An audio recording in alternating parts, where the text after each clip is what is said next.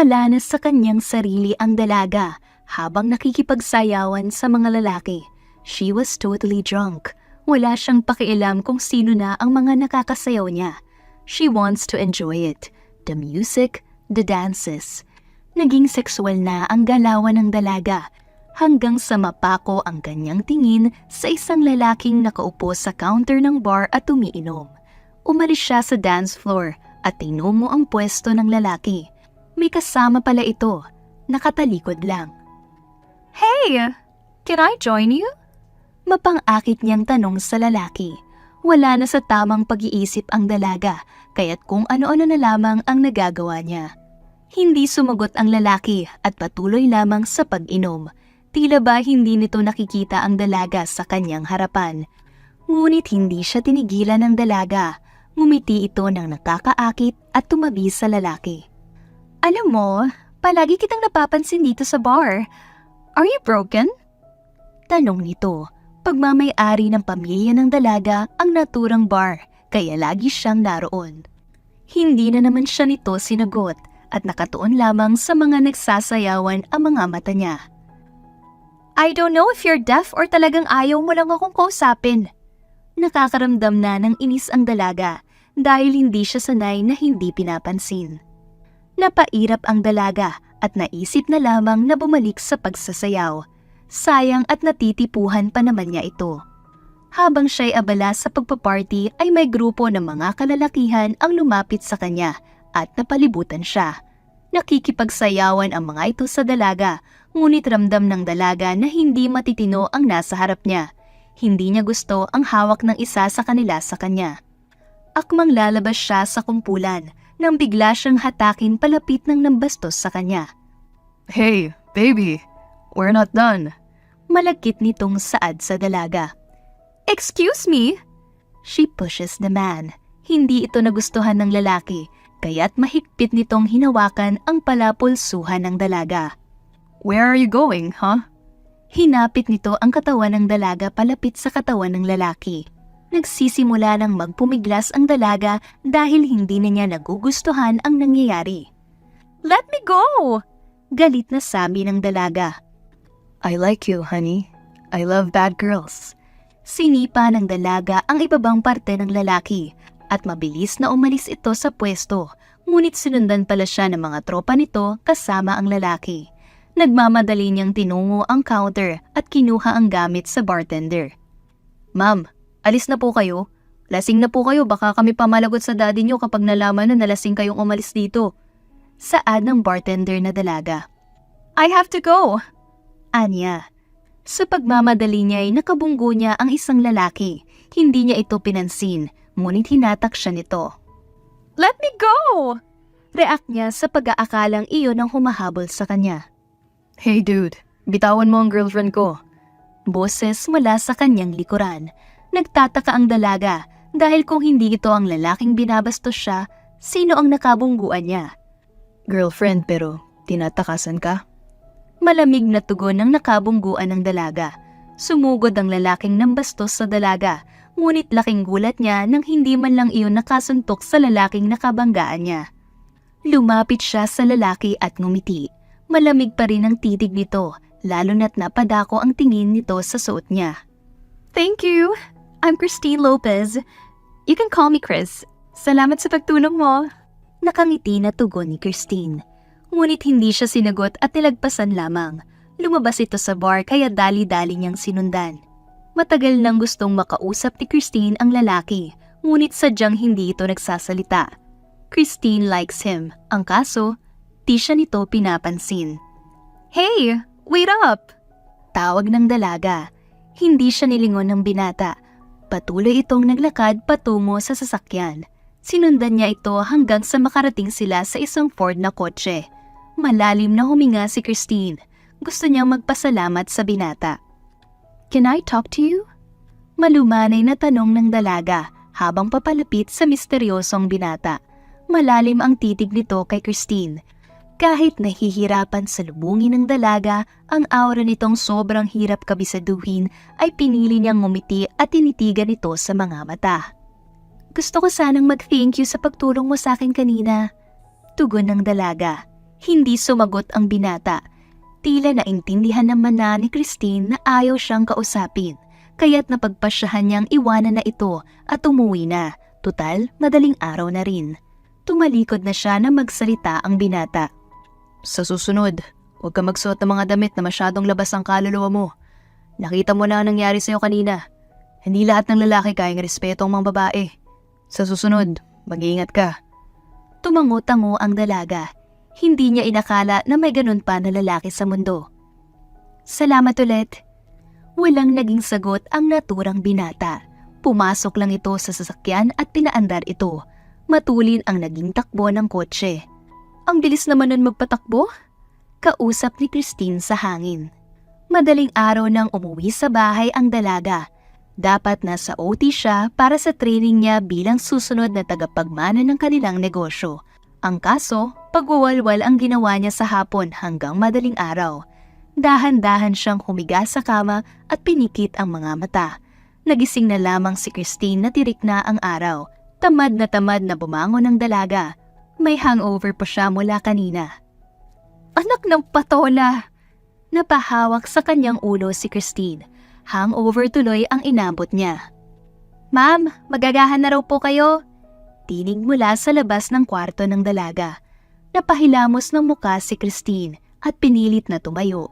Kailangan pa ng dalaga na asikasuhin ang mga naiwan na trabaho sa opisina niya. Pagkalipas ng ilang minuto ay lumabas si Christine na bihis na. Nag-ayos siya ng kaunti at sinilip muna ang cellphone niya sa maaaring message. Pagbukas pa lang niya ay bumungad na ang sunod-sunod na mensahe mula sa kanyang sekretarya. Mas lalong binilisan ng dalaga ang kilos. Bumaba siya at naabutan ang kanyang magulang na abala sa pagkain ng agahan. Good morning, Mom! Dad! Bati ng dalaga sabay beso. Oh, mabuti at bumangon ka na. Akala ko wala ka ng balak gumising. Alam mo bang tambak ang iniwan mong gagawin para lang magwalwal? Puna ng ama ni Christine. Umupo siya at kumuha ng tinapay. Dad, alam ko naman, tsaka minsan lang naman ako magwalwal. Siguro dahil lang din sa pagod. Sagot ng dalaga. And babalik ka pa roon? Tanong ng mommy ni Christine. Maybe not. I hate those maniacs. Akala mo naman kung sino mga anak ni Adam. Hinipuan ako. Mabuti na lang at may misteryosong lalaki ang tumunang sa akin. Sayang lang dahil hindi ko man lang natanong ang pangalan niya para magpasalamat. Kwento ni Christine sa kanyang magulang. Napatigil naman ang parents ng dalaga at pinakinggan ang anak nila. Hinintay mo pang mangyari sa'yo yan. Christine, di kami nagkulang ng daddy mo sa payo. Ikaw tong sumusuway at di nakikinig at pilit na pinaiiral ang katigasan ng ulo mo. We're doing this for your own sake, hindi para sa amin. Pangaral ng mami ng dalaga. Tama ang mami mo, Chris. This is for your own good. Lahat ng ito ay para sa'yo. Dugtong naman ng kanyang daddy. Napabuntong hininga si Christine. I get it, Dad. Part siguro ito sa pagiging adult ko. Hays, ikaw na ang bahala. Basta, lahat ng ginagawa namin ay para sa'yo at di sa amin. Mariina na saad ng daddy niya. Yes, Dad. Gets ko naman po iyan. Tanging sinumbat ni Christine. Hindi na nagtagal ang dalaga dahil nairita na ito sa mga sinabi ng kanyang magulang. Pagkatapos na inumin ng kape ay nagpaalam na ang dalaga na papasok na sa opisina at tapusin ang mga iniwan niyang gawain. While on her way to her office, she called her secretary at sinabihan na ayusin na ang mga kailangan niyang gawin. She already knew na hell day ang araw niya dahil sa pagliban ng dalaga kahapon. Paakyat pa lamang siya sa taas ng kanyang opisina ay bumungad kaagad ang kanyang sekretarya. May bitbit itong mga iba't ibang kulay ng folder. Ma'am, I need your signature for this proposal po and ito po pala ang ranking papers. Ipinakita ng sekretarya ang folder ng mga tinukoy. Oh, really? Ilagay mo lahat sa mesa ko and I'll handle it. Sagot ni Christine. Yes, ma'am. Nang makapasok na siya sa loob ng kanyang opisina, ay isa-isa nang nilapag ng kanyang sekretarya ang mga folder na hawak. Ma'am, you'll be having your meeting with Mr. Topaz at 9 a.m. this morning and yun lang po ang schedule for the whole day. Christine's secretary said while scrolling on her iPad. I'm glad to hear that. You can go now. Call me for the meeting later. Tumango ang sekretarya ni Christine. Lumipas ang isang oras ay tutok na tutok pa sa mga pinipirmahan ng dalaga. Kailangan na nitong matapos ang ginagawa dahil mamaya ay meeting na naman ang aatupagin ng dalaga. Exactly 9 a.m. na tumayo si Christine sa kinauupuan at nag-ayos upang magtungo sa conference room. Her office door opens. "Ma'am, sa conference room na po ang mga kamiting nyo." Paalala ng kanyang sekretarya. Tell them I'm coming na. Tugon ni Christine. After 20 minutes of fixing herself, ay naglakad na ang dalaga papunta sa conference room ng kumpanya. This is the meeting with the board of director and Mr. Topaz. Kailangan handa ang dalaga sa maaaring haharapin niya sa loob. Napahinto siya sandali bago pumasok. She heavily breathes and entered the room. I'm so sorry if I'm late. I just finished some important matters. Imporma ni Christine bago umupo. So maybe you already heard kung gaano nakababa ang rank ng kumpanya, Miss Lopez. Ang baba na ng rate unlike the last 5 months ago na medyo mataas pa. Napahilot naman sa noo si Christine habang pinagmamasdan ang ranking ng sales nila sa screen projector. I already know about this and I'm trying to solve this problem. Just give me time. Hindi din madali. Tanging naisagot ni Christine. If magtuloy-tuloy pa ito, this company will shut down at maraming empleyado ang mawawalan ng trabaho. Pagsang-ayon pa ng isa sa board of directors. Napahilot sa kanyang sentido si Christine habang pinakikinggan ang mga hinaing nila. Mas lalo siyang na-stress nang inisip ang magiging damage na magiging hakbang niya. I'll keep you in touch kung ano ang magiging plano ko. I need time to think of a better idea para hindi humantong sa pagsasara ang kumpanya na ito. Walang kasiguraduhan ang kanyang aura ng mangako. Tumayo na ang board of directors at iniwanan ng dalaga sa conference room. Stress na siya. Marami pa siyang tatapusin at nadagdagan pa. Hawak niya ang magiging tadhana ng kumpanya nila. Isang maling hakbang niya lang ay tuluyan ng babagsak ang pinaghirapan ng magulang niya at mga tao nila. Kailangan ko mag-isip. Isip. "Ma'am, do you need anything pa po?" Tanong ng kanyang sekretarya sa kalagitnaan ng kanyang pag-iisip. Iwan mo muna ako sa ngayon. Gusto ko lang malibang na muna upang makapag-isip. Sagot ni Christine. Tumango naman ang sekretarya ng dalaga. Nilamon ng katahimikan ang buong conference room. Nakaupo ang dalaga sa kanyang swivel chair at sapo-sapo ang noo. Nagangat siya ng ulo at sumandal. Malalim siyang nagpakawala ng hininga. Sa sobrang bigat nito, ramdam na kasing laki ng alon sa dagat ang problema ng dalaga. I have to solve this problem. Hindi pwedeng mawala na lang basta ang pinaghirapan ng mga taong nagtayo ng kumpanyang ito. Come on, Christine. Think! Makalipas ang ilang oras na pagkakaupo ay naisip ng dalaga na sandaling uminom na muna. Gusto na muna niyang saglit na tulungan ang sariling makapag-isip ng mabuti. Ngunit sa pagkakataong ito ay hindi na niya nais sa bar. Nagkaroon siya ng trauma nang dahil sa nangyari sa kanya noong nakaraang gabi. Sa isang resto bar niya inihinto ang kanyang kotse at bumaba. Magalang naman siyang sinalubong ng waitress.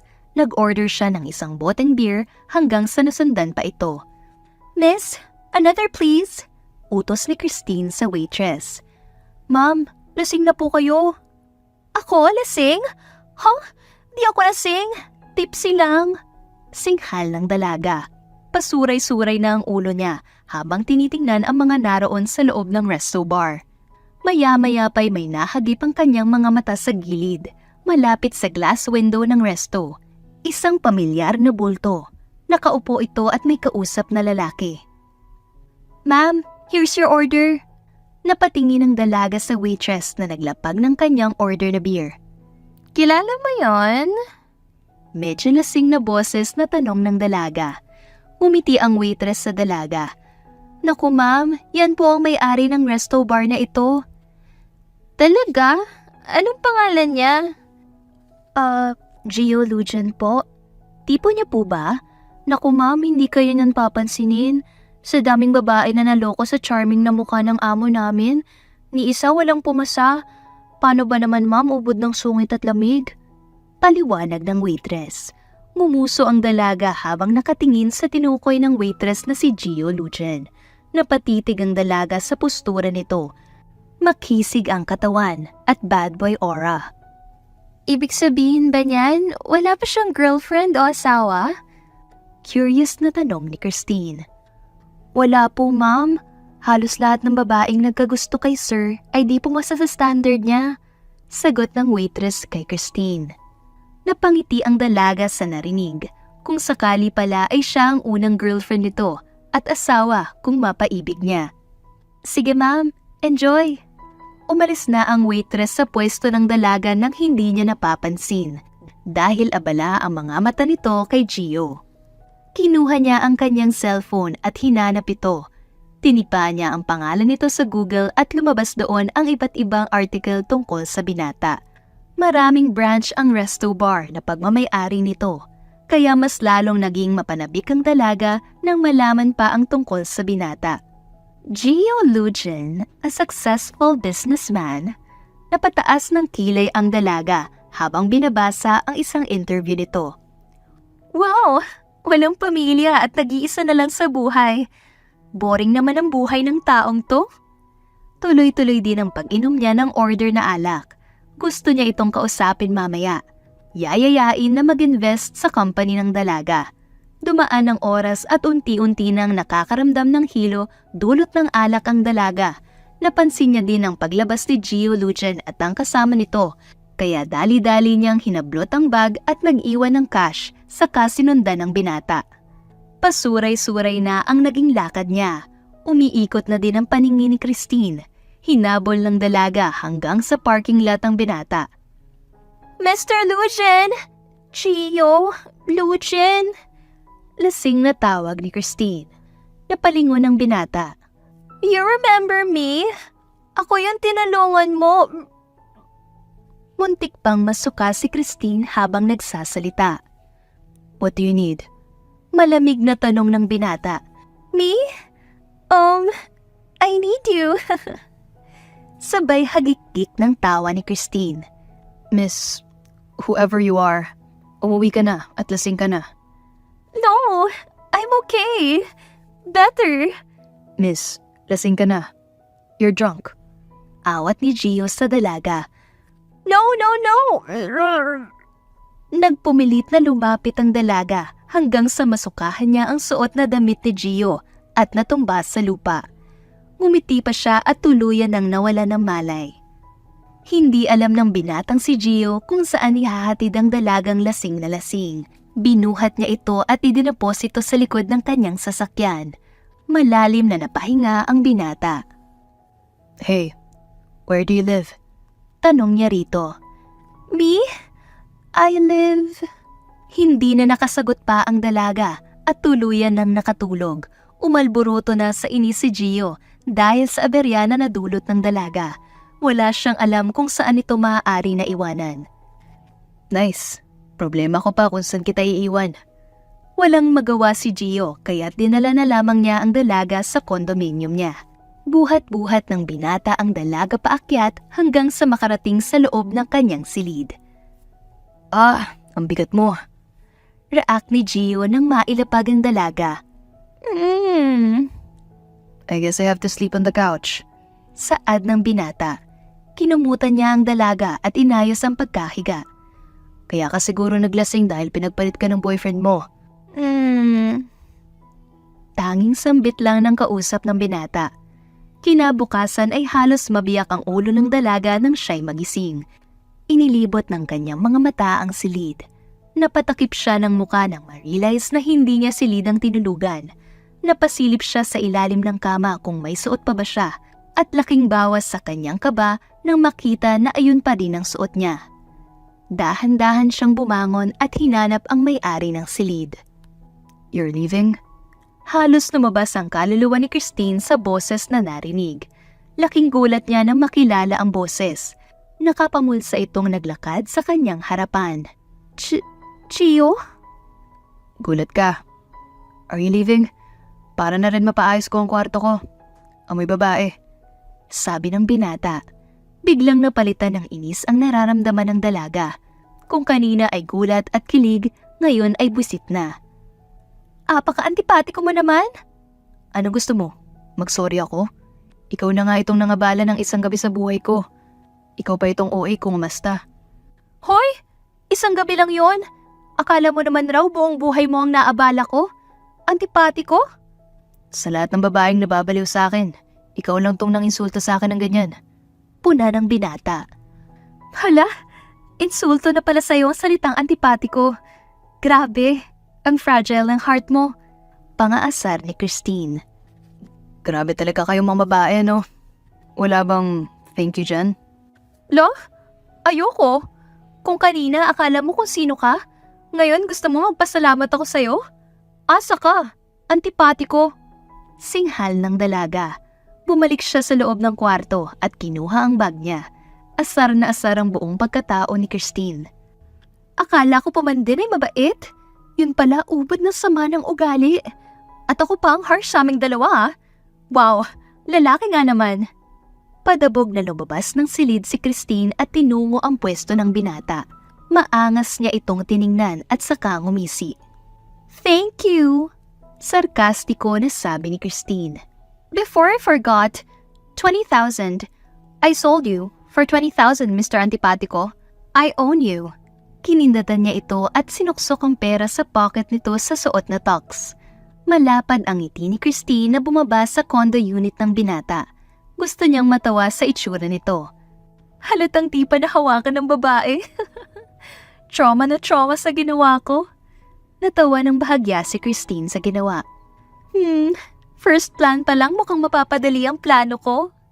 Nang makauwi si Christine ay wala ang parents niya dahil nasa Australia ang mga ito. Inilapag niya ang picture frame ng binata na nakuha niya sa silid nito. Pak, dito ka na sa kwarto ko.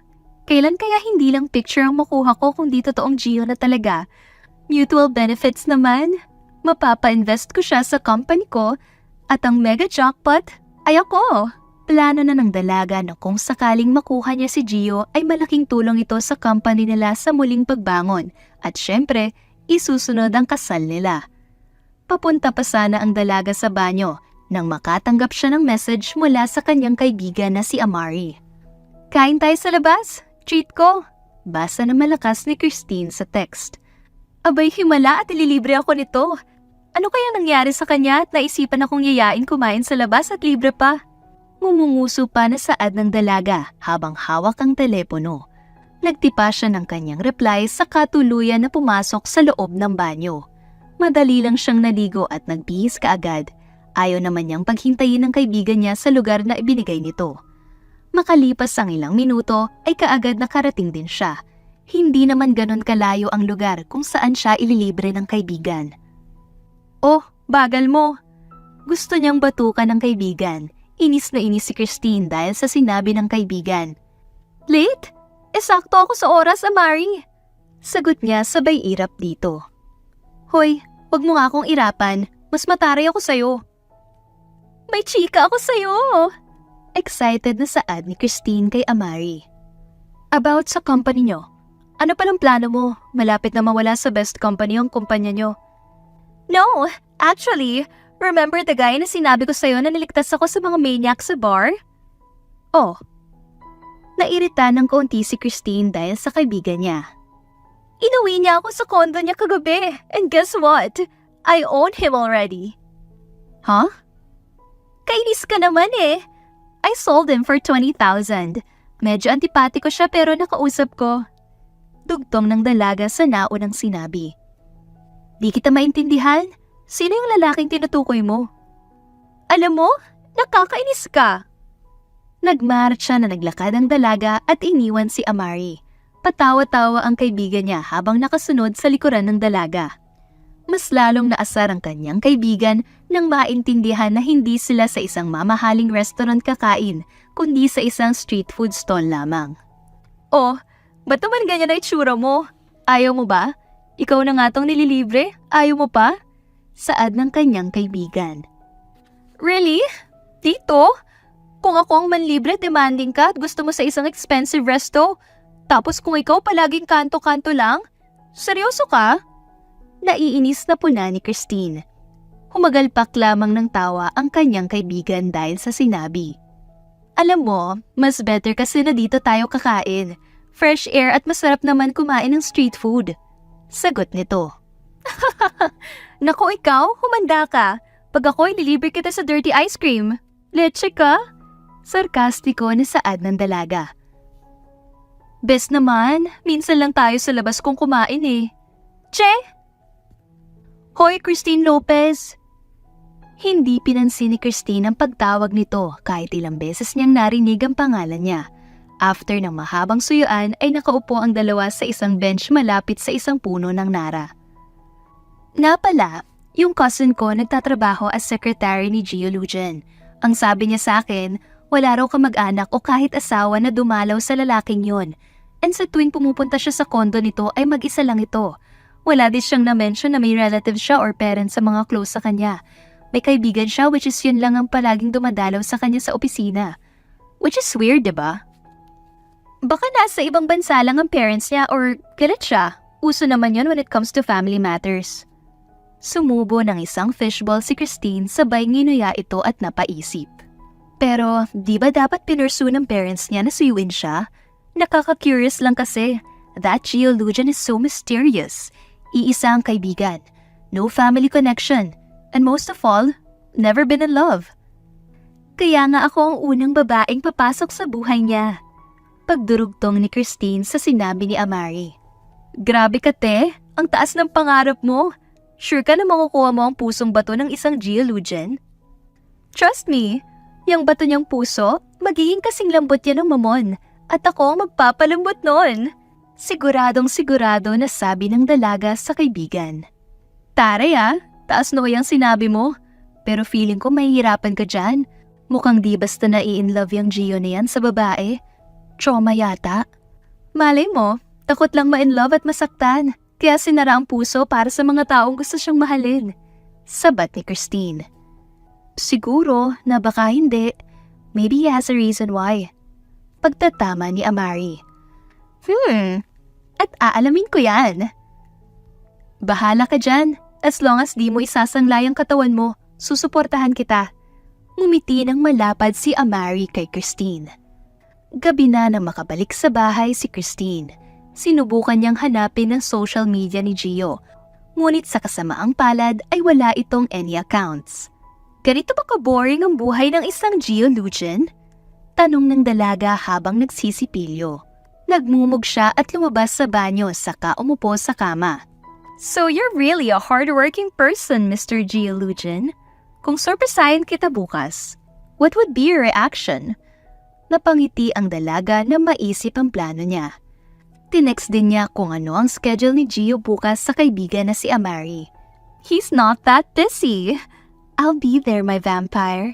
Kinikilig na saad ni Christine. Nakangiti na natulog ang dalaga hanggang sa paggising nito ay hindi mawala-wala ang malapad na ngiti dahil sa kanyang plano. Plan A, yayain na kumain sa labas ang isang malamig na antipatiko. Pagtatatak niya sa kanyang isip, maaga pa lang ay naghanda na maisusuot si Christine. Tanghali na siya nang matapos na makapili ng susuotin. Nakakalat ang laman ng kanyang closet sa kakapalit ng style. This should fit it. Napatingin siya sa kanyang wall clock at almost 11 na ng tanghali. Kaya dali-dali siyang bumaba at kaagad nagpahatid sa kanyang driver sa kumpanya ng binata. Nang makarating na sila ay wala nang sinayang na oras ang dalaga at excited na inakyat sa opisina ang binata. Ma'am, may kailangan po kayo? Kaagad na bumungad ang sekretarya ni Gio kay Christine. Si Christine Lopez yan, di ba? Yung famous model at heiress ng Dolce Fashion na brand ng mga bags and some accessories? Anong ginagawa niya dito? Mga bulungan sa tabi-tabi ng dalaga. Yes, I want to talk to him. Okay, ma'am. Kumatok muna ang sekretarya nito at pumasok sa loob. Muli itong lumabas at pinapasok si Christine. Nakatalikod ang upuan ng binata. What? Kasing lamig ng yelo ang boses nito nang tanungin ang bisita. Grabe naman. Bulong ng dalaga. I'm Christine. Miss Lopez or Mrs. Alam mo naman siguro na wala akong balak pumatol sa mga babaeng nababaliw sa akin. Humarap ito at nakadikwatro ang upo. Baliw sa'yo? Siguro, but I bought you and you can change that. Besides, mas maganda naman ako sa mga babaeng humahabol sa'yo. I'm not interested. Saad ni Gio. Alam mo, hindi ako ganun kadaling sumuko. I'll do everything to get what I want. Inis na sabi ni Christine. So? Kwinelyohan niya ito at tinitigan sa mata. I sold you for 20,000. That means I own you. You're mine, my vampire. Mine. You're crazy. At handa akong ibalik ang perang binigay mo. Just get rid of me, crazy woman. Singhal ng binata. Dahan-dahan na inilapit ng dalaga ang bibig sa tenga ni Gio at bumulong. Don't you dare. I'll make you regret it. I swear, ibalik mo man ang pera sa akin, di pa rin kita titigilan. Once I chase, I won't quit until I get it. Mark that. Bahagya siyang tinulak ng binata. You don't know me well. Huwag mo akong pagbantaan ng ganyan. Baka ikaw ang magsisi. Ngumisi si Christine. You want chase? Then I'll chase you, my vampire. I'll chase you until I get to you. You're a damn crazy woman. Oo, baliw na baliw sa'yo. Kasalanan mo. Nananahimik tong puso ko nang bigla mong ginising. Hinaplos ng dalaga ang dibdib ng binata kahit na natatakpan ito ng suot nitong tuxedo. Kasalanan ko pa ngayon. Naging mabigat ang paghinga ni Gio habang unti-unting inilalapit ng dalaga ang kanyang muka. Oo. Just get out of my office or I'll call my security to drive you away. Leave. Now. Sigaw nito. Christine flipped her hair at umalis. Ngunit bago siya lumabas ay kinindatan niya muna ang binata. Nanggigigil siyang lumabas ng kumpanya ni Gio. Ganun ba kahirap i-attract ang isang geolugian? Ang lamig? Bagay nga sa kanya ang nickname niyang vampire. Akala mo vampira kung umasta? Reklamo ng dalaga sa hangin. Kailangan niyang makaisip kung paano makukulit at mapaibig ang isang geolugian. Miss Lopez, habol ang hininga ng sekretarya ng binata dahil sa paghabol kay Christine. Oh, nauntog yung vampira mong amo? Ma'am, sabi ni Sir kunin ko po ang bank account niyo para maisauli ang pera na ibinigay niyo. Sagot ng sekretarya. Napairap siya at inis na tumingin sa sekretarya nito. Huwag na. Sabihin mo dyan sa boss mong vampira na bayad ko na yon sa pagtulong niya sa akin. Oh, okay po. Bumalik sa loob ng kumpanya ang sekretarya at naiwan ang dalaga sa labas ng kumpanya. Tirik na tirik ang araw at ayaw niyang magpasundo sa driver nila. Kagaya ng kanyang naisip ay hindi niya ito susukuan hanggat bumigay. Pumasok muna siya sa isang cafe na kaharap lamang ng company ng binata. Buong araw na naroon ang dalaga hanggang sumapit ang 8:00 at sakto na pauwi na sana siya dahil wala naman rin itong napala sa kakahintay. Heist! Baka nagiba ng kotse kaya di ko nakitang lumabas. Nakasimangot siyang naglalakad sa gilid ng highway malapit sa kumpanya nang makarinig siya ng impit na ungol. Napataas ang kilay ni Christine sa narinig. Wala na ba talagang dignidad ang mga tao ngayon? Kung saan-saan na lang nagsisex? Tanong niya habang papalapit sa pwesto kung saan niya narinig ang halinghing. Habang papalapit siya ay nag-iiba ang tunog. Tila impit na itong nasasaktan. Is anyone here? Nanigas sa kinatatayuan si Christine nang marinig ang boses. Pamilyar sa kanya ito. Gio? Kumaripas siya ng takbo sa pwesto nito. Natagpuan niya itong bugbog sarado. Fresh wounds pa ito kumbaga ay kakabugbog lang ng binata. Ano nangyari sa'yo? Tarantang tanong ng dalaga. Help. Mahinang daing ni Gio. Teka, tatawag akong tulong. Kailangan madala kita sa ospital. Natatarantang tumakbo ang dalaga upang pumara ng taxi. Mabuti na lang at natulungan siya ng taxi driver upang buhatin si Gio pasakay sa loob ng taxi at madala sa ospital. Pagkarating nila roon ay inasikaso sila agad. Sinubukan din ni Christine na tawagan ng parents ni Gio, ngunit wala siyang nakitang contacts nito. Puro business? Asan kaya ang pamilya niya? Kaya ba may lungkot sa mga mata niya dahil wala na siyang parents? Napatingin si Christine sa binatang mahimbing na natutulog. Tumayo siya at umupo sa tabi nito. Dahan-dahan na hinaplos ni Christine ang maamo nitong muka at ngumiti sa binata. Para ka talagang pampira. Maputi, cold person, maamo ang muka. May mapupulang labi. At yung hairstyle mo na nagpadagdag sa vampire aura mo. Malamlam na saad ni Christine. Gumalaw ang binata, kaya napaatras ng kaunti si Christine. Dahan-dahan na nagmulat ng mata si Gio at tumingin sa paligid niya. Nasaan ako? May kakaibang aura ang tingin nito sa dalaga. Nasa ospital ka? Natagpuan kitang nabugbog nung nakaraang gabi kaya dinala kita dito. Kamusta na pala pakiramdam mo? Bakit mo ko niligtas? Tila galit ang binata dahil sa ginawa ni Christine, kaya mas lalong na-curious ang dalaga. Kailangan mo ng tulong? Hindi ko kailangan ng tulong kahit kanino.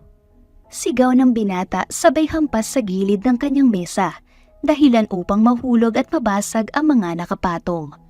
Nagulat si Christine sa naging asta ni Gio sa harapan niya. Hindi naman ganito ang pagkakaakala niya sa binata. Leave.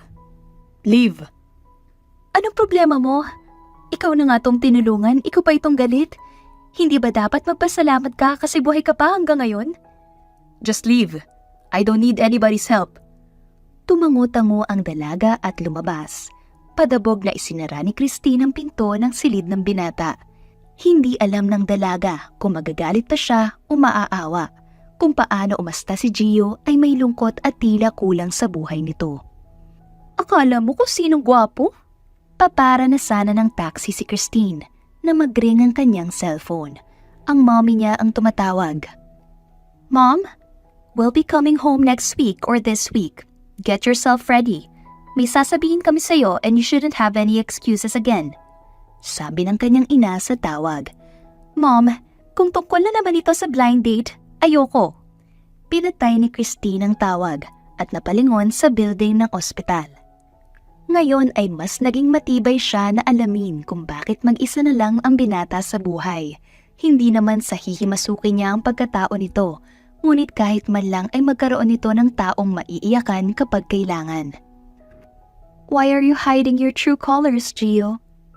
Wala nang balak umuwi pa ng mansyon ng dalaga, lalo na at ngayon ay pinagpipilitan ng kanyang magulang ang blind date niya sa hindi niya kilala.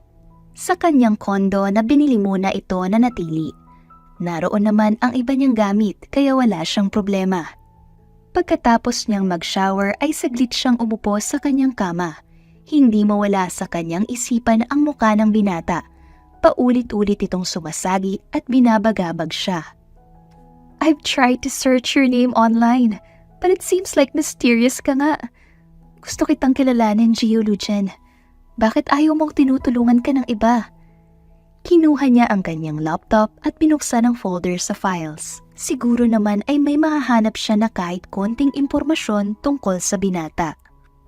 Inabot na siya ng 1:00 ng madaling araw sa kakabasa ng mga company files na meron siya. Ngunit sadyang wala sa listahan ang kumpanya na Lucien. Bakit pati business info mo wala? Are you hiding something? Nalamukso na lamang ng dalaga ang muka. Anong oras ako nagsimula at magpapahanggang ngayon ay wala akong mahanap na info? Inaantok na ako. Antok na antok. Napahikab na lamang ang dalaga hanggang sa hindi nito namalayan na nakaidlip na siya. Nagising na lamang ang dalaga dahil sa sunod-sunod na tawag sa kanyang cellphone. Ang aga? Reklamo nito. Bes, may sasabihin ako. May gaganapin na party sa Santiago Port mamaya, isa sa guest ay si Gio. Nakuha mo na ba ang invitation? Huh? Anong invitation? Yamot na yamot pa ang dalaga dahil sa kulang ang tulog niya. Hoy, ano ba? Kailangan mo yun para makapasok sa loob mamaya. Saka gumising ka na nga. It's already 11 in the morning. I slept at 2 a.m. Ilang oras lang ang tulog ko. Wala pang 8 hours. Sigaw niya sa kaibigan. Blah blah blah. Pinatay ng dalaga ang tawag at naghanda ng agahan. Sumapit na lamang ang gabi, ngunit tutok pa rin si Christine sa pag-uungkat ng info tungkol sa binata. Pwede ba? Kung sino ka man, mamaya na. Inis na saad ng dalaga. Bumukas ang pinto at pumasok ang kanyang kaibigan. Hoy, ano na? Tara na! Hinila na nito si Christine bago pa mag-react. Pagdating nila sa venue ay puro mga klase ang bisita at for business people lang ito. Nasa taas si Gio. Kumawala siya sa pagkakahawak ng kanyang kaibigan. Pinagtabuyan na nga ako, sabi niya. Asus, walang susuko. Dinala siya ng kanyang kaibigan sa itaas at naroon nga ang binata. Nahihiya siyang tumingin roon. Nakakasunog ang titig ng binata sa dalaga, kaya ilang na ilang si Christine. Tara, alis na tayo. Halika na. Oh, I'll leave you here. Enjoy! Lumipas ang oras ay nanatili ang dalaga sa gilid lamang at nakaharap sa dagat. Takot ang dalaga sa mga malalaking anyong tubig dahil sa mapaglaro nitong imahinasyon. Hey miss, are you alone? Isang hindi ganun katanda na lalaki ang lumapit sa kanya. Nanginginig ang kanyang kamay. Bumalik na naman sa kanyang isipan ang nangyari sa bar noon. Napaatras ang dalaga dahil sa ngiti nito. She's with me, Mr. Santos. Naramdaman ng dalaga ang pagakbay ni Gio. Ngumiti na lamang ang naturang lalaki. Nabawasan ng kaunti ang kaba sa dibdib ng dalaga sa pagdating ng binata. Salamat. Iniwan lamang ng binata si Christine. Buong party ay ilang na ilang ang dalaga dahil sa mga big time na tao na naroon. Kaya nang pauwi na sila ay nakaramdam ng konting saya ang dalaga. Ngunit bago pa sila makababa ng yate ay may mga lalaking humarang sa kanilang daanan. Christine Lopez, sumama ka sa amin. Saad ng mga nakasuot na lalaki. Bakit? Nagtataka nitong tanong. Hindi siya sinagot ng mga lalaki at hinatak na lamang kaya't nagpumiglas siya. Maging ang kanyang kaibigan ay tumulong na rin. Ngunit anong laban nila sa mga yon? Let me go! Hindi ko kayo kilala! Nagpupumiglas na sabi ni Christine. Ngunit tila walang naririnig ang mga lalaki at patuloy siyang kinakaladkad. Ano ba? Bitawan niyo ang kaibigan ko! Saad naman ni Amari. Ano ba? Bago pa makalapit ang isa sa kanila ay natumba na ang lalaking nakahawak sa kanang braso ng dalaga.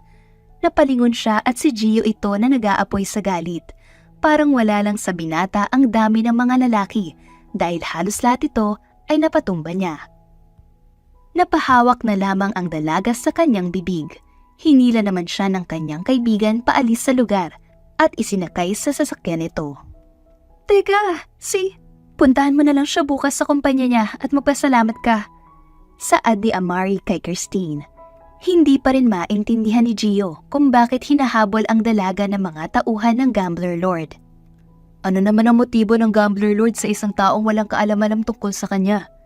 Napabalik sa kanyang tamang pag-iisip ang binata dahil sa tanong ng kaibigan. Yan ang dapat nating malaman kung bakit. Pagsang-ayon ng binata. Gusto kong alamin mo ang tungkol sa pamilya niya. Anong dahilan ng isang Gambler Lord dito? Tumango naman ang kaibigan niya. Tanging ito lamang ang pinagkakatiwalaan niya ng sobra. Kinuha ni Gio ang kanyang cellphone at tinawagan ng sekretarya.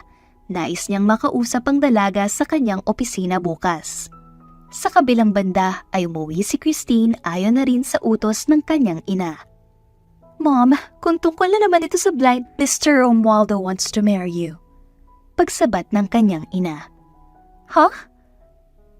Marry me? I heard it right. Did I? Kulat na tanong ni Christine. Ang laki ng utang ng papa mo sa kanya, and with that marriage, we can save our company. Mr. Romualdo is willing to invest in our company for one favor. Pagpapaliwanag ng kanyang ina. By marrying me? Ma, anak niyo ako. Binenta niyo ako. Ipapakasal ako sa taong ayaw ko at mas matanda sa akin. Ginawa niyo akong pambayad utang? Anak, hindi ganun yon. We're doing this for your own good and para din ito sa company. Malapit na mabankrupt ang company natin. We need to save it. And kapag di nakabayad ang papa mo sa utang niya kay Mr. Romualdo, anak, they're going to kill us. Mom! Tigilan mo niyang kakahabol kay Gio Lujan, Christine. You're going to marry him, whether you like it or not. Sigaw ng kanyang ama. Umiling-iling siya na umiiyak sa harapan ng kanyang parents. Ayaw ng dalaga na gawin ang mga bagay na hindi niya gusto. Napaatras ang kanyang mga paa palabas sa kanilang mansyon. Hindi niya alam kung saan siya dadalhin. Huminto ang kanyang sasakyan sa harap ng kumpanya ng binata. Wala sa kanyang sarili na naglakad paloob ang dalaga. Nakasalubong niya ang sekretarya ng binata at sinamahan naman siya nito paakyat sa opisina ni Gio. "Sir, nandito na po siya," imporma ng sekretarya nito. Tahimik na pumasok si Christine at tumupo. Nakatulala siya. Hindi pa rin mag-sink in sa utak niya ang ginawa ng kanyang parents sa kanya. Sino yung mga humarang sa'yo kagabi? Hindi sumagot ang dalaga at nanatiling tahimik hanggang sa wala sa sarili na bumuka ang kanyang bibig. "Tulungan mo ko." Mahina na saad ng dalaga. Bakit ka sa akin humingi ng tulong? Malamig na tanong ng binata. Gusto ng parents ko ipakasal ako sa isang matanda para sa pambayad utang. Bakit ganon? Sila ang may utang, ako ang magbabayad. Di ba dapat sila magpakasal? Nangingilid ang mga luha sa mata ni Christine. I have nothing to do about that. Bakit hindi mo sabihin sa parents mo? Hindi naman sila makikinig eh. Simula pa nung bata ako, never nilang pinakinggan ang mga sinabi ko. I've never experienced being loved the way I wanted to be. I don't help people. Tumayo ang binata at iniwan siya sa loob ng opisina. Halos magiba ng binata ang pader sa fire exit dahil sa gigil niya. Hindi niya maintindihan ang nangyayari sa sarili niya. Bakit sa buong pagkatao niya, kay Christine lang siya napatulong nang wala sa oras. Wala siyang pakialam sa nararamdaman ng nasa paligid niya. Pero nung gabing una niyang nasilayan si Christine sa bar, nag-iba ang ihip ng hangin. Jin, may balita na ba sa pinapagawa ko? Meron na. Dadalhin ko sa opisina mo mamayang 9:00. Sagot ng kanyang kaibigan sa kabilang linya. Nagpaimbestiga siya sa buong pagkatao ng dalaga. Gusto niya rin malaman kung bakit nais dalhin ng mga tauhan ni Mr. Romualdo ang dalaga sa kanya. Alam ni Gio na isang sikat na gambler si Mr. Romualdo. Mautak ito pagdating sa sugal. Pagsapit ng 9:00 ay dumating na ang kanyang kaibigan. Bitbit nito ang isang brown envelope. Pasensya na kung naabala kita. Inabot ni Jin ang envelope kay Gio. Balak na ipakasal si Christine kay Tanda sa susunod na linggo. Malaki ang utang ng ama ni Christine kay Tanda, kaya gano'n na lang habol ito. Mukhang natipuan nito ang anak nila, kaya imbis ang kumpanya at mansyon nila ang ibayad, si Christine na lang. Paano nagkautang ang papa niya kay Romualdo? Sabihin na nating nalulong din sa sugal. Hindi nakabayad sa tamang oras at natubuan ng interes. Sagot ni Jean. Magkano ang utang nila? Tanong ng binata habang hindi inaalis sa mata ang mga papel. 20 million. Gahaman talaga sa pera yung si Romualdo. Kailan nagkasal? Pumayag naman ang magulang na Christine? Mukhang oo. Wala naman silang choice siguro kundi ang pumayag. Lalo na kung papatayin sila. Kawawa dito si Christine. Pinangbayad utang ang kaluluwa niya sa demonyo. Sa susunod na linggo, araw ng Huwebes. Saad ni Jean. Malalim na napahinga ang binata. Hindi niya kayang hayaan na lang makita ang babaeng unti-unting bumabaliw sa puso niya na ibabayad ang sarili sa tulad ni Romualdo. Hello, Cherry. Can I have the phone number of Miss Lopez? Nakatitig ang kanyang kaibigan na tila naguguluhan sa asta ni Gio. Wow, I've never seen you like this before. Bakit? Malaki ba ang tama ng pana ni Cupido sa puso mo at ganyan ka kung maghabol? Natuto ka na bang magmahal? Nang aasar na sabi ng kanyang kaibigan. Tigilan mo ko. Give me the full details of the wedding. You mean shotgun wedding? I don't care whatever it is. I have to save her. Okay. Heist, iba talaga kapag tinamaan ni Cupido sa puso. Pangaasar pa rin ni Jean habang palabas ito sa opisina ng binata. Nang makuha na ni Gio ang cellphone number ng dalaga ay kaagad niya itong tinawagan. 4 na beses niyang subok bago ito nasagot ng dalaga. Sino na naman to? Lasing ang boses nito at maingay sa likuran. Nasaan ka? Teka, si ano ka? Si Gio? Saad niya sa lasing na boses. Sagutin mo yung tanong ko. Nasaan ka? May halong pag-aalala na sabi ni Gio. So, sa bar kung saan mo ako naligtas. Sagot ni Christine. Huwag kang alis dyan. Pupuntahan kita. Kaagad na bumaba ang binata at nagtungo sa bar kung saan niya nakita si Christine noon. Mabilis ang patakbo nito at nag-overtake na sa mga nasa unahan niya. Pagkarating niya sa lugar ay diretso na pumasok si Gio at hinanap ang dalaga. Nakita niya na lamang ito sa counter at natutulog na dahil sa kalasingan. Christine, gising. Binuhat ni Gio ang dalaga at dinala sa kanyang sasakyan. Dahan-dahan niya itong pinaupo sa front seat at kinabitan ng seatbelt. This is my first time na babaliw sa isang babae. You caught me. Saad niya bago tinanggal ang sulyap dito at pinaandar na ang sasakyan. Hello, Jean. Napatawag ka. Gio, galit na galit ang daddy mo. Bakit mo raw sinaway ang utos niya? Sagot ng kaibigan niya. Hayaan mo muna. Ipagpatuloy mo yung ginagawa mo. Ako na ang bahala sa daddy ko. Pinatay niya ang tawag at muling nilingon ang dalagang natutulog. What did you do to me? Ngayon lang ako nakaramdam ng ganito. And not even my dad's anger can scare me off saving you. Kinabukasan ay nagising na lamang ang dalaga dahil sa kakaibang amoy. Tila may nagluluto ng agahan. Nasaan na naman ako? Sinampal-sampal niya ang kanyang sarili at tumayo upang tingnan kung sino ang nagluluto ng ganun kasarap na amoy.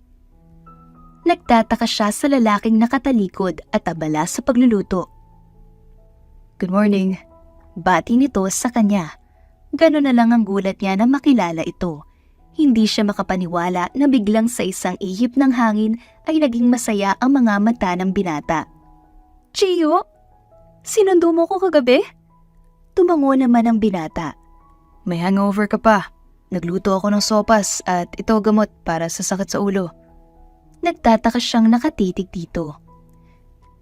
Sinakpian ka ba? What? Ang bait mo?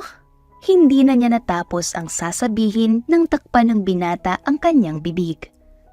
I'm your handsome boyfriend. Sabat ng binata. Ano? You sold me for 20,000 to be your official boyfriend. Nakangiti na sagot ni Gio. Kinapa ng dalaga ang noo nito at pisngi. Ano ba? I'm not sick. Totoo yung mga sinabi ko. Mariin na sabi ni Gio. Then, lasing ka. You're drunk. Oh my God! Nasampal na lamang ng binata ang muka. Kumain ka na lang. Ikaw yata ang lasing pa hanggang ngayon. Saad ng binata. Kahit may pagtataka sa mukha ng dalaga, ay kumain na lamang siya. Nagustuhan naman nito ang luto ng binata, lalo na't puro heavy meals ang niluto nito para sa kanya. Magpapasalamat pa sana ang dalaga nang biglang bumukas ang pinto at inidawa noon ang ama ng binata na nagngingit-ngit sa galit. Kaagad naman na tumayo ang dalawa. Pumaharap kaagad si Gio upang protektahan si Christine. Dad, malakas na suntok ang pinakawalan ng kanyang ama na naging sanhi ng pagkakatumba niya. Kaagad naman na dumalo ang dalaga at hinawakan ang kanyang muka. Are you okay? Tanong ni Christine. ilang beses na kitang sinabihan. This is the first time na sinaway mo ko, Gio. Para saan? Dahil sa babaeng to. Alam mo na hindi kayo para sa isa't isa. Galit na galit ang ama ng binata. Lucio, kunin mo si Gio at iuwi mo. Nagpumiglas ang binata habang hawak ang magkabilang braso niya ng mga tauhan ng kanyang ama. Maya-maya pa ay pumasok ang isang matandang lalaki kasama ang mga lalaking nakasuot ng itim na suit. It's nice doing business with you, Mr. Lujan. Nanlaki ang kanyang mga mata nang makilala kung sino ito. Dad, all my life sinunod kita. Pero ngayon lang, please. This is how you do business, son. Walang mahal-mahal. Naintindihan mo ko, ha? Hinawakan ng kanyang ama ang buhok nito, saka sinuntok ang kanyang anak sa sikmura. Hindi ka ba magpapaalam? Gio, no! Please help me! Pagmamakaawa ng dalaga. Walang magawa ang binata kundi tingnan na lamang ang dalaga na papalabas sa silid. Nagpupumiglas man siya ay hindi nito kayang makawala sa pagkakahawak ng mga tauhan ng kanyang ama. Nagising na lamang si Gio sa isang silid. Ito ang silid niya sa kanilang bahay. Nakaupo ang kanyang ama sa isang sulok. Binalaan na kita nung una pero di ka nakinig. Saad ng kanyang ama. Bumangon ang binata at pinilit na indahin ang sakit ng pagkakabugbog. This is the first time na may isang babae ang pilit na pumasok sa puso ko at tanggapin ako. And I'm willing to do whatever it takes. All of my life sinunod kita, Dad. Alam ko na bawal at hindi tamang isang tulad niya ang piliin ko. Pero kapag puso na ang nagdikta, wala nang magagawa pa. You fool! Kaya mong pigilan pero hindi mo lang ginawa. Alam mong nangyari na ito dati sa mama mo. Inosenteng tao na nahulog sa akin. Ngayon, nasa na mama mo? Pinatay nila. I was just protecting you, son. Ayoko nang maulit pa ang nangyari noon. Nagmahal ako ng isang inosenteng babae at nadamay siya sa gulong hindi niya alam. I can't protect her, Dad. Hindi ka palaging nasa tabi niya. I have to do what I have to do. Para din naman ito sa kanya. Mariin ang pagkakasabi ng kanyang ama. Ngunit hindi nagpatinag si Gio at tumayo. Tumakbo siya palabas. Gio, bumalik ka dito. Sigaw ng kanyang ama, ngunit naging bingi ang binata at tanging si Christine lang ang nasa utak nito. Walang nagawa ang kanyang ama kundi ang panoorin ang anak nito palabas sa kanyang mansyon. Kaagad na dumiretso ang binata sa mansyon nila Christine, ngunit wala ng tao roon. Tanging ang naabutan nito ay ang kasambahay na tinali sa isang upuan. Sugatan rin ito. Manang, nasan po si Christine? Nagtangka po na tumakas ang pamilya Lopez. Pero naabutan sila dito ng matandang ipapakasal kay Ma'am Christine. Sagot nito sa mahinang boses. Kailan pa to? Kagabi po sana ang flight nila. Kaso naudlot dahil naunahan sila ng matanda. Kuyom ang kamao ng binata habang pinakikinggan ang sinabi ng kasambahay ng dalaga. Jen, kailangan ko na tulong mo. Saad niya sa kaibigan sa tawag. Madali na umalis si Gio at nagtungo sa kanyang sariling bahay. Simula nang mawala ang kanyang ina, ay bumukod na ang binata sa ama. Mabuti at dumating ka na. Nung tumawag ka ay nandito na ako. Ang akala ko naman ay nandito ka. Kaya yun pala, nauna pa ako. Galing ako kay Dad. At babaliin ko ang rules niya. I don't care kung pati ang pagiging successor ko ay alisin niya. Wow, ganyan ba ang nagagawa ng pag-ibig? Man, ayoko na magmahal kung ganyan. Nakakabaliw. Saka mo na ako yabangan kung tumanda ka ng binata. Pero ngayon, alam ko matutulad ka rin sa akin. Hayaan kitang isumpa ang pag-ibig. Never ako tatamaan yan. Mayabang na saad ni Jean. Napailing na lamang ang binata at naupo sa tabi nito. Ito nga pala ang venue ng kasal. Mukhang pinaghandaan naman talaga ang kasal. Wala pa akong alam kung saan dinala ng tanda ang pamilya Lopez. Pero kung magkakaroon man ako ng info, papaalam ko agad sa'yo. Tumango si Gio. Inabutan naman siya ng kanyang kaibigan ng alak. Pampakalma. Hindi mawala sa isip nito kung saan hahanapin si Christine. Tanging dasal nito ay ligtas at buhay ito. Sa kabilang banda ay walang minuto na napapatanong si Christine kung bakit kailangan niyang maranasan ang mga bagay na dapat di niya nararanasan. Ma'am, pagkain niyo po. Inilapag ng isa sa mga bantay niya ang pagkain ng dalaga. Sarado ang buong silid na kung makakalabas man siya sa loob ng kwarto ay hindi rin siya makakatakas dahil sa dami ng bantay. Bukas na ang kasal. Pinaaga ng matanda upang makaalis sila palabas ng Pilipinas. Kaya kinabukasan ay maaga na inayusan ng dalaga. Ngunit para sa kanya, ito na ang impyerno niyang buhay sa hinaharap. Ang maitali sa isang matanda na hinahanap ng mga otoridad. Tuluyan na siyang nawalan ng pag-asa na makakatakas pa sa mga taong may hawak sa buhay niya. Ma'am, gusto po kayong makausap ni Mr. Romualdo. Ibinigay ng isa sa mga bantay ng dalaga ang cellphone. Alam mo, ang kaya kong gawin. Tandaan mo, hawak ko ang buhay ng magulang mo. Magbalak ka lang ng di maganda. Sabay-sabay kayong magkikita sa kamatayan. Hindi sumagot ang dalaga at muli na lamang ibinilik ang cellphone. Nakatitig ito sa salamin habang inaayusan siya. Dapat ay nakangiti siya dahil hindi lahat ng babae ay nadadala sa altar. Pero para sa kanya, dinadala na siya sa huling araw niya bilang tao. Ma'am, ready na po ang bridal car at hinihintay na po tayo sa simbahan. Imporma ng kanyang makakasama sa loob ng sasakyan. Tahimik na tumayo ang dalaga at naglakad palabas. Habang nasa sasakyan siya'y hindi mawala sa kanyang isipan na nakakulong na siya sa pagmamahal na alam niyang hindi siya sasaya. Ma'am, masisira po ang makeup nyo. Saad ng kasama ng dalaga. Hayaan mo. Hindi naman ako masaya sa kasal na to. Hanggang makarating siya sa harap ng simbahan ay para siyang patay na halaman na naglalakad. Sinalubong naman siya ni Amari. Sigurado ka ba dito? I don't have a choice. Para sa parents ko. Nandito lang ako. Nasa harap ang parents mo. May time ka pa para umatras. Amari, kahit tumakbo ako, ayokong iwan ang magulang ko dito. Di bali nang mamatay ako.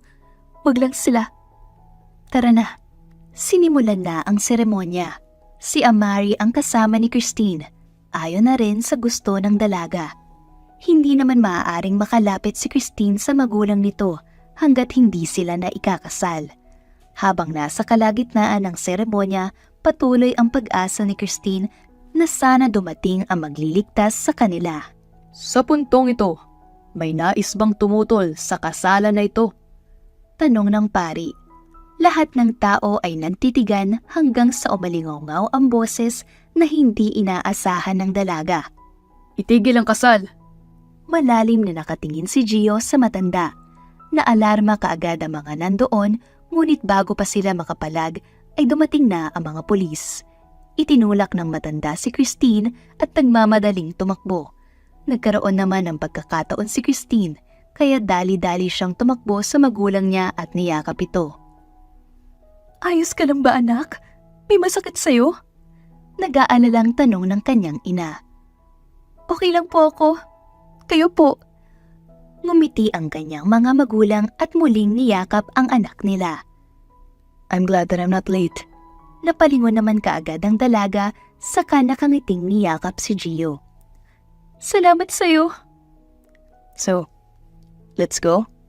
Huh? Napatingin ang dalaga sa ama ng binata na palapit sa kanila. Take her away from here, son. Ako na ang bahala sa parents niya. Saad ng daddy ni Gio. Sige na, Christine. Magiging okay kami. Ngumiti ang dalaga at bumaling kay Gio.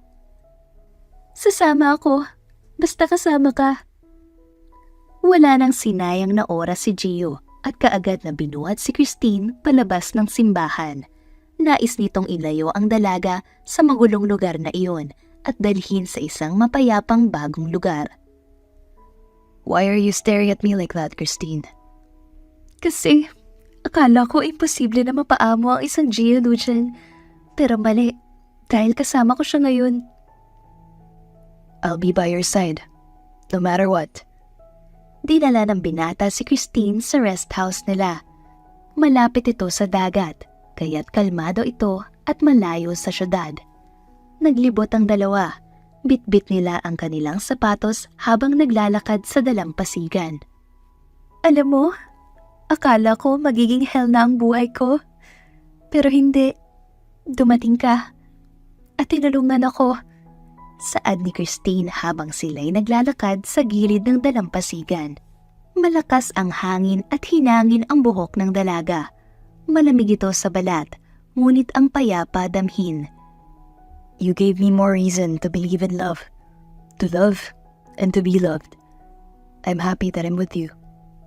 Ang trauma mo? Sabay patalsik ng dalaga ng tubig sa binata gamit ang kanyang paa. Wow, talagang yan ang gusto mo.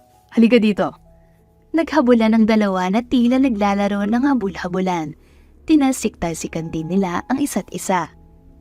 Gabi na at nanatili ang dalawa sa labas habang pinapanood at binibilang ang mga bituin sa kalangitan. Let's call it a day. Ngumiti ang dalaga habang hindi inaalis sa langit ang tingin. Peace and calm with you. Sana ganito na lang palagi. Siguro, ang tahimik ng mundo. Walang gulo. Eh di naging boring ang Earth. Dapat balanse lang. Pero kung ikaw naman ang kasama ko sa ingay at gulo ng mundo, hindi ako magrereklamo. Mariin na saad ang binata. Nahampas naman ni Christine sa balikat si Gio. Ewan ko sa'yo. Akmang tatayo na sana si Christine nang bigla siyang hilahin ng binata dahilan upang siya'y mawala ng balanse at mahalikan ito. Ngunit imbis na tumutol ay mas lumalim pa ito. Sa ilalim ng tahimik at payapang paligid ay kanilang pinag-isa ang kanilang puso na matagal na naghintay ng panahon upang sila'y magkita. Kinabukasan ay nagising na lamang si Christine na wala na sa tabi niya ang binata.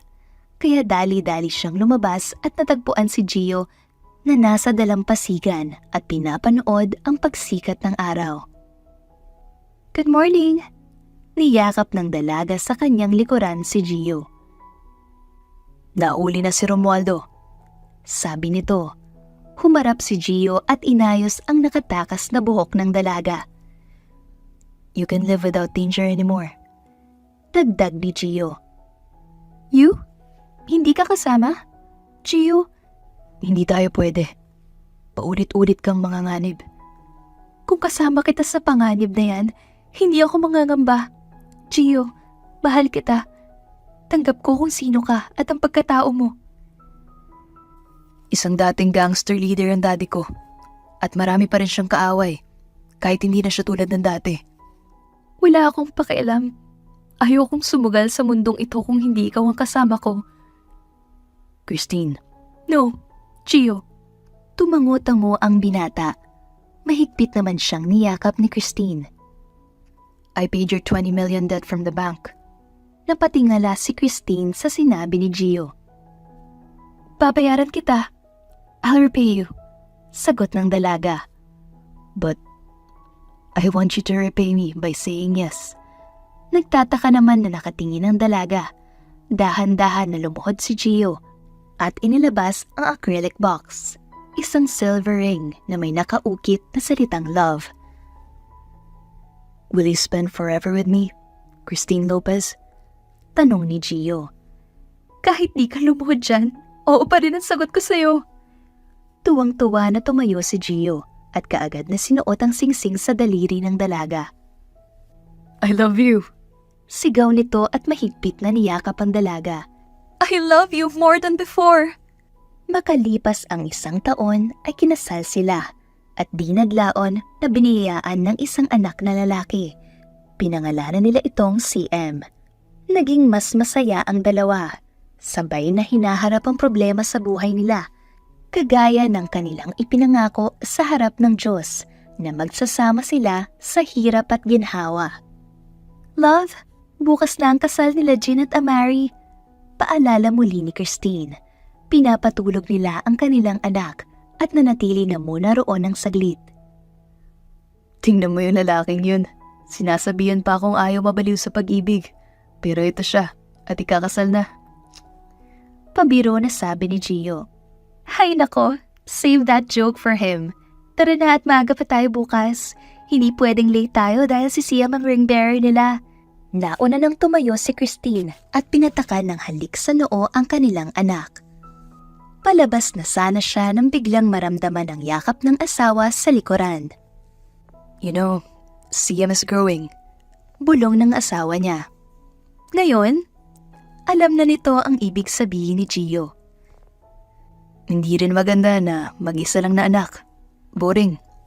Sundan na natin siya. Bahagyang natawa si Christine. Ikaw iire? Nandun naman ako. Sasamahan kita. Tapos, mahihimatay ka na naman. Mahina nilang biruan sa isa't isa. Please, it's too lonely to be the only child. Sige na nga. Bigla naman na binuhat ni Gio si Christine dahilan upang mapatili ito. Shh, magigising si CM. Dali-dali silang lumabas sa silid at nagtungo sa kanilang kwarto. Eksakto silang nakarating sa oras. Paparating na ang bride, kaya't pinaghahanda na ang lahat. Congrats sa inyo, Jen! Bati ni Christine. Congrats, my man. Sinabi ko na sa'yo dati. Ngayon, panalo na ako. Pangaasar nito. Oo na, ikaw nang baliw ka. Sagot naman ni Jin. Hinila na ni Christine ang asawa at siya naman ay kasama sa paglalakad ng bride mamaya. Matagal nang yumao ang magulang ni Amari, kaya nag-iisa na lamang ito. Christine, okay lang ba ang itsura ko? Hindi ba OA ang makeup? Natatarantang tanong ni Amari. Hay nako, ang ganda mo. Pinaghanda na ang lahat at nang binuksan ang pinto ay pumasok na ang bride kasama si Christine. Hindi maalis ni Gio na hangaan pa rin ang ganda ng kanyang asawa kahit araw-araw niya itong nasusulyapan. Nang nasa reception na sila ay nagkakasiyahan na ang lahat. Nanatili naman ang mag-asawa sa tabi habang pinapanood ang bagong kasal at ang ibang kaibigan nila na nagkakasiyahan. I sold you for 20,000, Mr. Gio Lujan. Be with me until my last breath. Natawa naman si Gio at hinalikan ng noo ng asawa. Sold to former Miss Christine Lopez. And now, she's Mrs. Christine Lopez Lujan. Alam mo, trip ko lang talaga yun dati. Gusto ko lang asarin ka hanggang sa bumigay ka pero parang napaglaruan tayo ng tadhana at dinala tayo dito. Natatawa na nagkakwento si Christine. Since I've accidentally glanced at you sa bar, I already knew na tinamaan ako. Nai-imagine ko na this is the girl I want to marry and spend my life with here on earth. Tapos tingnan mo, asawa ko na ngayon. Pero nainis ka sa akin? Medyo. Ang kulit kasi ng asawa ko. Sinusundan ako. Tapos, binili ako worth 20,000 just for fun pala. Akala ko as her boyfriend. Pero alam mo, hindi mo ako pinatulog dahil lang sa paglapat ng kamay mo sa dibdib ko habang inilalagay ang pera sa suot kong suit. Natawa si Christine sa sinabi ni Gio. At bakit naman? Di ba nga, I already love you. Tapos ganun pa. Mas lalo tuloy ako nabaliw. Parang bata na reklamo ni Gio. Humagalpak naman ang tawa si Christine at kinarot ang pisngi ni Gio. Ang cute ng asawa ko magtapo at magreklamo. Sabay tawa ng walang humpay ni Christine sa asawa. Kaya ako nahulog lalo sa'yo. Ang asawa ko naubod ng ganda at walang papantay sa kanyang ganda na tanging para sa akin lamang. I sold you for 20,000, Mr. Lujan. Huwag kang mangbola. Hindi naman. I love you too, my crazy woman. Sabi ni Gio sa asawa. Mas mahal kita, my vampire. Sagot ni Christine at inihilig ang ulo sa balikat ng asawa. Nagkakilala sila dahil sa hindi inaasahan. At ngayon, nakaukit na sa kanilang tadhana ang kanilang pagsasama at walang hanggang pagmamahalan. Wakas. Shoutout po sa Family Santos Pulong Barit, Lenny Miyage from Singapore, Marites Daud from Bongbong Ganasi, Maguindanao, Nanita Tercio from Quezon City, and Florence Ganda from Dubai, UAE.